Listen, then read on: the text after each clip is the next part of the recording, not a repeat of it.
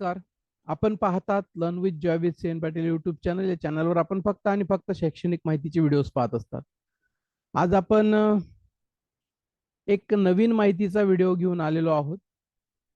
तो म्हणजे वरिष्ठ व निवड श्रेणी प्रशिक्षण 2026 ची नोंदणी करायची का, करायची असेल तर कुठे करायची, या बाबतीतल्या माहितीचा हा व्हिडिओ. कालच एक पत्र निर्गमित झालं आणि जे महाराष्ट्र राज्यातील 12 वर्ष किंवा 24 वर्ष पूर्ण झालेले शिक्षक आहेत, त्यांच्यासाठी जे जून 2026 मध्ये होऊ घातलेलं प्रशिक्षण होतं, ते काही कारणास्तव थांबवावं लागलं आणि पुन्हा ते नोव्हेंबर मध्ये होईल असं त्यावेळेस सांगितलेलं होतं.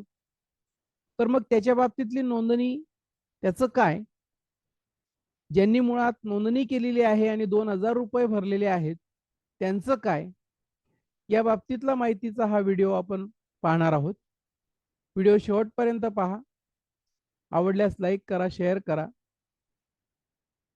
तत्पूर्वी तुम्ही चॅनलला पहिल्यांदाच भेट दिली असेल आणि अद्याप चॅनल सबस्क्राईब केलं नसेल तर चॅनल सबस्क्राईब करायला विसरू नका, म्हणजे जेव्हा जेव्हा नवीन माहितीची व्हिडिओ मी अपलोड करेल त्यावेळेस त्याच्या नोटिफिकेशन्स आपल्याला प्राप्त होतील.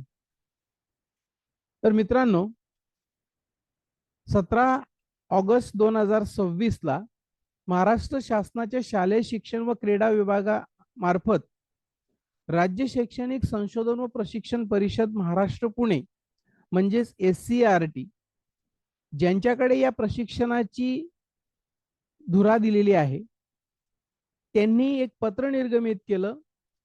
मात्र ते पत्र जे आहे ते माननीय आयुक्त आदिवासी विकास विभाग, माननीय आयुक्त समाज कल्याण आयुक्तालय, माननीय संचालक माध्यमिक आणि उच्च माध्यमिक शिक्षण संचालनालय, माध्यमिक संचालक उच्च शिक्षण संचालनालय पुणे आणि या सगळ्या आदरणीय महोदयांना हे पत्र आहे. पत्र अशा बाबतीत आहे की वरिष्ठ आणि निवड श्रेणी प्रशिक्षण 2026 पात्र शिक्षकांची नोंदणीसाठी माहिती मागवण्याबाबत कुठल्याही प्रकारे शिक्षकांनी डायरेक्ट नोंदणी करू नये. मुळात करण्यासाठी लिंकच नाहीये. तर ही नोंदणीसाठीची माहिती मागवण्यासाठी इथं ज्यांना हे प्रति म्हणून म्हटलेलं आहे त्यांना ते पत्र पाठवलेलं आहे. परंतु बऱ्याच शिक्षकांची फोन आलेत की नोंदणी कुठे करायची, कोणती लिंक आहे, इथं लिंकच दिसत नाही, अशा बाबतीतले फोन त्या ठिकाणी आलेत. परंतु विषयामध्ये क्लिअर कट माहिती दिलेली आहे. या विषयानुसार प्राथमिक, माध्यमिक आणि उच्च माध्यमिक अध्यापक आणि अध्यापक विद्यालय, कला, क्रीडा या स्तरावर ज्यांच्या सेवेची 12 आणि 24 वर्ष पूर्ण झालेले आहेत, अशा शिक्षकांना वरिष्ठ आणि निवड श्रेणीचं प्रशिक्षण देण्याच्या बाबतीत SCERT कडून एक नियोजन सुरू आहे. आणि त्यासाठी जे प्रशिक्षणार्थी पात्र आहेत त्यांची पोर्टलद्वारे ऑनलाईन नोंदणी करून घेतली जाणार आहे. आता नाही, घेतली जाणार आहे असं म्हटलेलं आहे. ज्या शिक्षकांना शालार्थ ID प्राप्त आहे अशा शिक्षकांची नोंदणी शालार्थ IDच्या मदतीने केली जाणार आहे.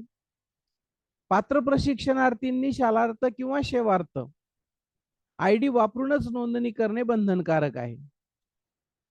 आणि वरिष्ठ वेतन श्रेणी किंवा निवड वेतन श्रेणी सेवांतर्गत प्रशिक्षणासाठी जे शिक्षक दिनांक 30 नोव्हेंबर 2026 पर्यंत त्यांच्या सेवेची 12 आणि 24 वर्ष पूर्ण करत असतील असे शिक्षक यासाठी पात्र असणार आहेत. दुसरी बाब म्हणजे जे शिक्षक 2027 च्या 30 जून पर्यंत 12 आणि 24 वर्ष पूर्ण करणारे असतील, मात्र 30 जून 2027 अखेर सेवानिवृत्त होणार असतील, त्यांचा सुद्धा समावेश या प्रशिक्षणामध्ये केला जाणार आहे.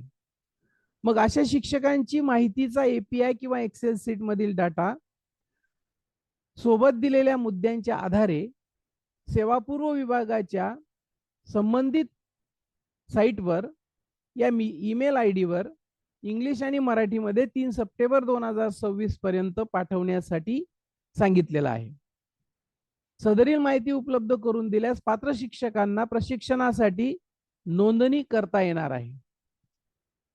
मात्र ज्या शिक्षकांची माहिती 3/9/2026 नंतर उपलब्ध होईल त्यांच्या माहितीचा विचार केला जाणार नाही. आता शिक्षण संचालक माध्यमिक आणि उच्च माध्यमिक पुणे यांच्याकडून माननीय शिक्षण उपसंचालक किंवा शिक्षणाधिकारी संबंधित जिल्ह्यांचे यांना पत्र येऊ शकतं आणि त्यांच्याकडून अशा प्रकारची माहिती कलेक्ट करण्याबाबतीत त्यांना आदेशित केलं जाऊ शकतं आणि त्यांच्याकडून पुन्हा शिक्षकांना किंवा मुख्याध्यापकांना किंवा प्राचार्यांना अशा प्रकारच्या एक्सेल शीटमध्ये माहिती पाठवा अशा प्रकारे आदेशित केलं जाऊ शकतं आणि त्याच्यानंतर मग पुढची प्रोसेस सुरू होईल. तर कुठलेही शिक्षक डायरेक्ट इथं कुठल्याही प्रकारची नोंदणी करू शकणार नाहीयेत, हे याच्यावरून स्पष्ट होतं आहे. तरी ही जी काही माहिती आहे ती शिक्षक स्तरावर शालार्थ आयडी असेल, teacher name, gender, birth date, mobile number, email ID, school name, UDISE code, district, taluka, designation, educational qualification, professional qualification आणि जॉईनिंग डेट या बाबी आपण पूर्ण करून ठेवा. ज्यांच्या शालार्थ आयडी मध्ये शालार्थ प्रणालीमध्ये ज्यांचं नाव, birth date, mobile number, email ID आणि जॉईनिंग डेट या बाबी चुकल्या असतील तर त्या लवकर प्रस्ताव देऊन दुरुस्त करून घ्याव्यात. DDO 1 कडून DDO 2 कडे, DDO 2 कडून अप्रूव्ह झाल्यानंतर त्या तुमच्या शालार्थमध्ये दिसायला लागतील. अन्यथा तुमच्या नोंदणी करताना तशा अडचणी येऊ शकतात आणि म्हणून नावामध्ये काही स्पेलिंगमध्ये काही चूक असेल, बऱ्याच वेळेस जेंडरमध्ये चेंज होऊ शकतो, इकडनं माहिती टाकताना बर्थ डेट चुकीची असू शकते, मोबाईल नंबर अपडेट नसेल, ईमेल आयडी जरी नसेल तरी सुद्धा ईमेल आयडी आणि मोबाईल नंबरवर OTP येतो रजिस्ट्रेशन करताना, तेव्हा अडचण येऊ शकते आणि म्हणून या बाबी आता लगेचच प्रस्ताव पाठवून आणि जॉईनिंग डेटच्या बाबतीत सुद्धा मोठी अडचण त्या ठिकाणी आहे. शालार्थ प्रणालीमध्ये काहींच्या जॉईनिंग डेट चुकलेल्या आहेत तर त्याही दुरुस्त करून घ्या प्रस्ताव पाठवून. संबंधित अधिकाऱ्यांकडून अप्रूव्ह झाल्यानंतरच त्या ठिकाणी तुम्हाला पुढच्या प्रोसेस करता येणार आहेत आणि म्हणून आपण या बाबी पूर्ण करून ठेवा. वरिष्ठांकडून सूचना आल्यानंतर आपल्याला तशी माहिती पाठवता येऊ शकते. तर या ठिकाणी पुन्हा काही अपडेट आलेत तर पुन्हा आपण भेटणारच आहोत. तोपर्यंत थांबूया. थँक्यू.